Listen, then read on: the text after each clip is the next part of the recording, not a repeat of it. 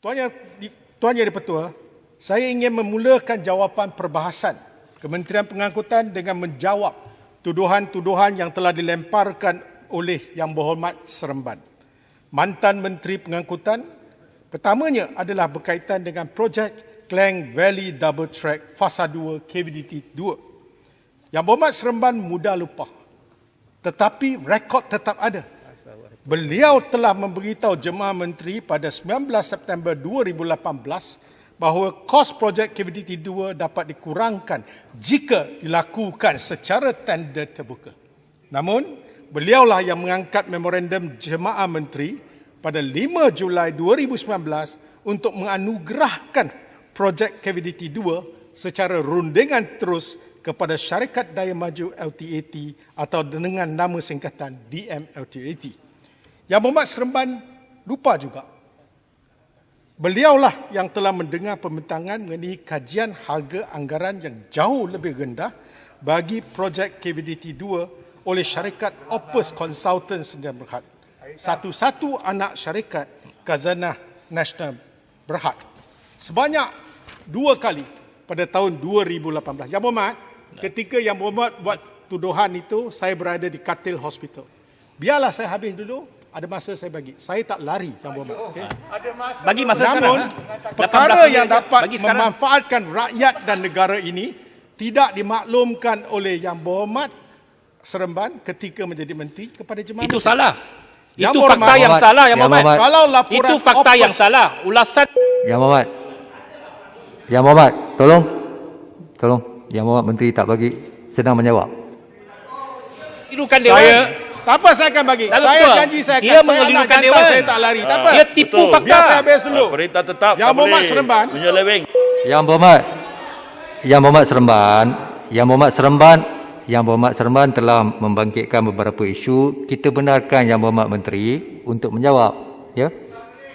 Itu cara kita berbahas. Yang Berhormat Seremban, kalau laporan Opus Consultant itu tidak formal, kenapa Yang Berhormat mencadang kepada Kementerian Kewangan pada masa itu untuk mempertimbangkan Opus Consultant sebagai perunding penyemak bebas ICC? Surat niat atau letter of intent juga telah pun dikeluarkan oleh Kementerian Kewangan pada masa itu kepada Opus Consultant. Cuma sebelum surat setuju terima sempat dikeluarkan, kerajaan PH telah runtuh. Ini hakikat. Tak boleh lari.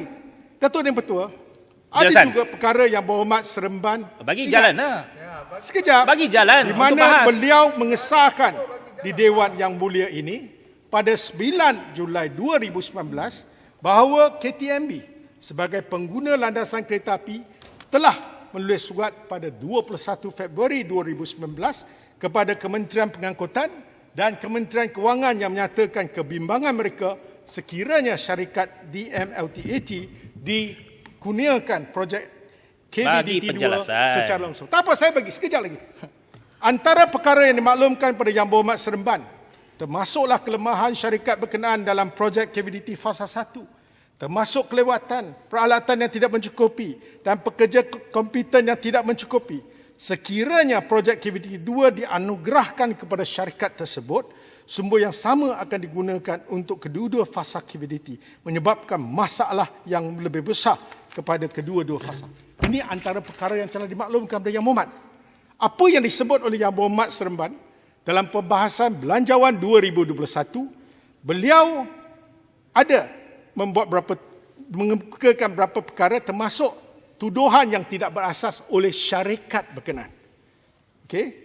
Keputusan untuk menamatkan surat setuju terima projek SST KVDT 2 di mana perjanjian rasmi projek belum ditandatangani bukan keputusan seorang insan bernama Wee Ka Siong, bukan saya sendiri, tetapi dibuat oleh jemaah menteri selepas mempertimbangkan pelbagai input termasuklah pandangan Jabatan Peguam Negara.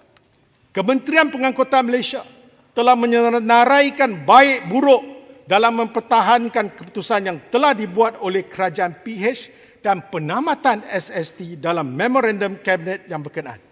Semasa mengesahkan minit berkaitan keputusan untuk menamatkan SST pada 2 hari bulan September 2020, Kementerian Pengangkutan turut mengemukakan pandangan pihak Suruhanjaya Pencegahan Rasuah Malaysia SPRM bertarikh 1 September 2020 yang mengesahkan bahawa perolehan projek KVDT zaman PH tidak dilaksanakan mengikut prosedur perolehan kerajaan semasa dan Itu lagi satu merumuskan tipu. projek tersebut. Itu lagi satu fakta yang menipukan, mengerirukan ditawarkan Dewan yang berhormat tipu. secara tender terbuka.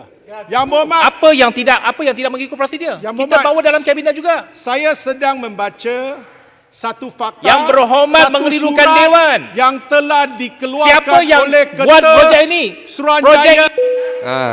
Yang Berhormat. Yang Berhormat Seremban.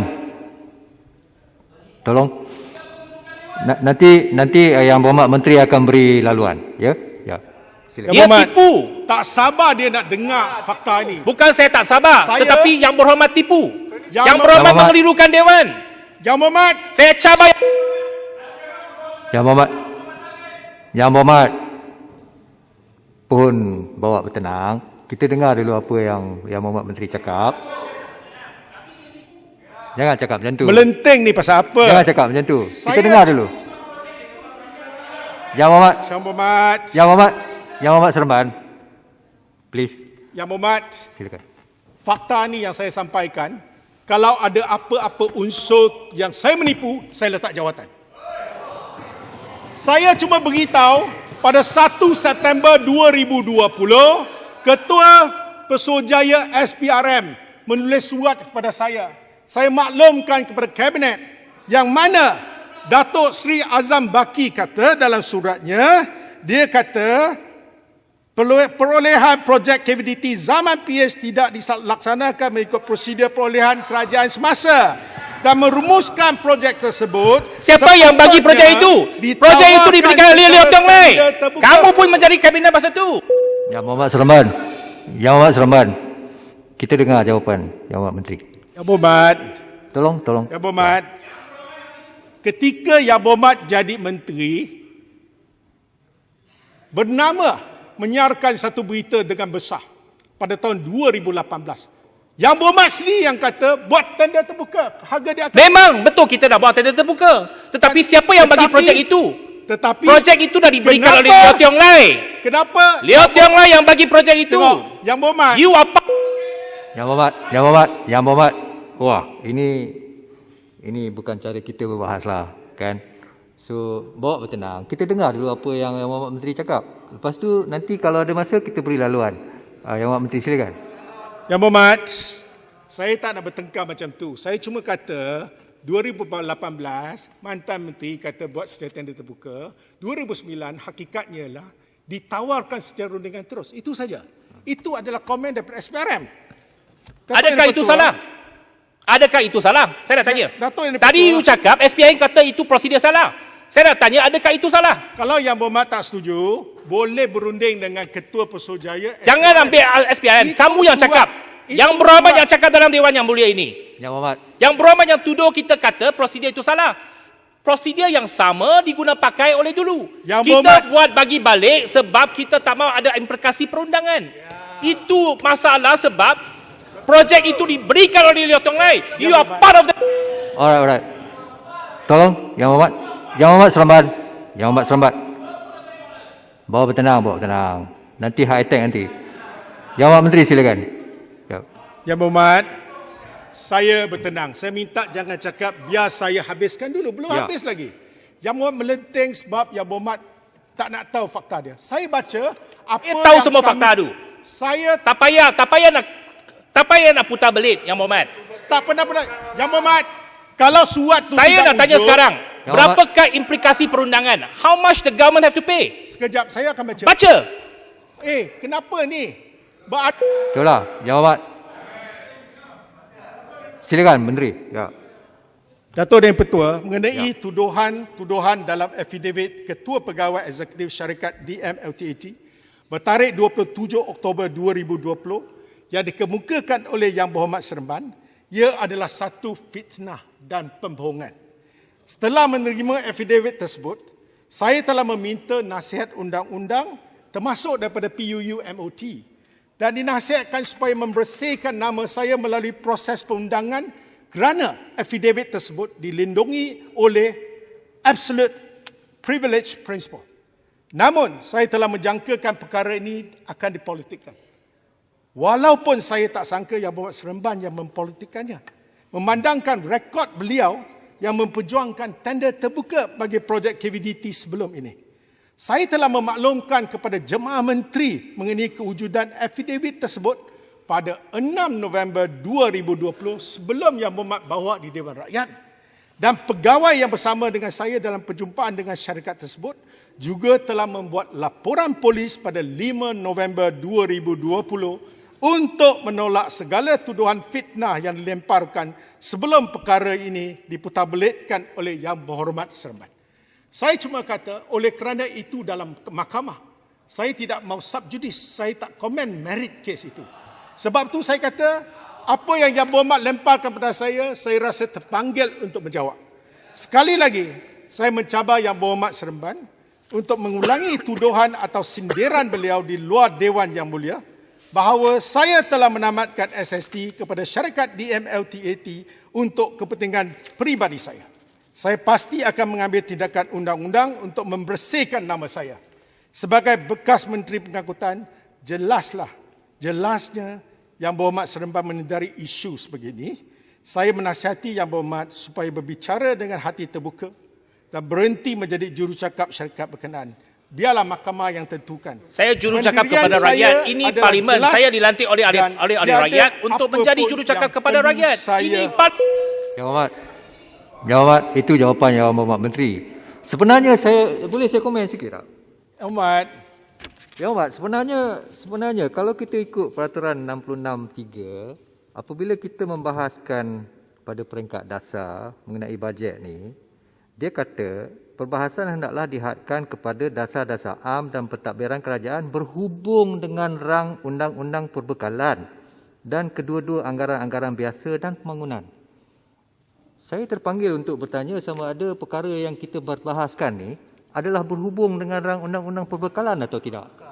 Datuk Ketua, kan? saya dah jawab. Perkara yang saya bahaskan memang ada berkenaan dengan rang perbekalan. Sebab keputusan yang dibuat oleh IATM memberikan implikasi perundangan kepada kerajaan yang mungkin perlu membayar pampasan yang besar kepada syarikat tersebut. Itu yang saya bangkitkan. Sebab itu memberikan implikasi kewangan kepada kerajaan. Dia mengambil satu keputusan tanpa mengambil kira implikasi perundangan dan kewangan kepada kerajaan, kepada rakyat. Andaikan ia adalah mengenai rang undang-undang perbekalan dan kedua anggaran-anggaran biasa dan pembangunan, maka kita dengarlah Yang Berhormat Menteri menjawab. Kerana ianya telah dibangkitkan. Silakan. Datuk Yang di-Pertua, saya nak berjelaskan di sini, itu keputusan oleh saya. Satu keputusan yang telah dijilidkan sebagai satu minit Jemaah Menteri pada 28 Ogos 2020 dan disahkan sekali lagi, dibincang sekali lagi dan diperakui dan dijilidkan pada 2 September 2020. Apa kena-mena dengan saya? Kalau Yang Berhormat kata tak ada pandangan lain Yang Berhormat, saya boleh buka. Jilid tu ada. Kalau dicabar di mahkamah kita boleh buka. Tidak ada masalah. Jadi merit case, asas pertimbangan berapa banyak, semua dinyatakan dengan jelas termasuk pandangan dari semua pihak. Jadi saya nak jelaskan, Yang Berhormat boleh berhujah. Tapi hak kita untuk menerangkan apa yang sebenarnya berlaku. Mengenai tuduhan bahawa hak LTAT akan terjejas. Susulan daripada penambatan SST kepada syarikat DMLTAT. Saya boleh mengesahkan di sini bahawa Jemaah Menteri telah membuat keputusan bahawa sesiapa yang memenangi tender bagi projek KVDT 2 yang akan dibuat kelak perlu bekerjasama dengan LTAT di mana penglibatan LTAT sebagai rakan usaha sama boleh dijadikan sebagai syarat wajib dalam tender baru projek KVDT 2 untuk melindungi kepentingan LTAT dan kontraktor Bumiputera. YB Seremban, kalau tak pasti, jangan buat andaian yang bukan-bukan. Perkara ini telah dibincangkan, diminitkan dalam Jemaah Menteri. Saya nak sahkan sekali lagi pada 2 September 2020. Peratusan kemajuan projek keseluruhan yang dikemukakan Yang Berhormat, oleh sekarang yang bawa kes terhadap kerajaan termasuk LTAT. Yang bawa...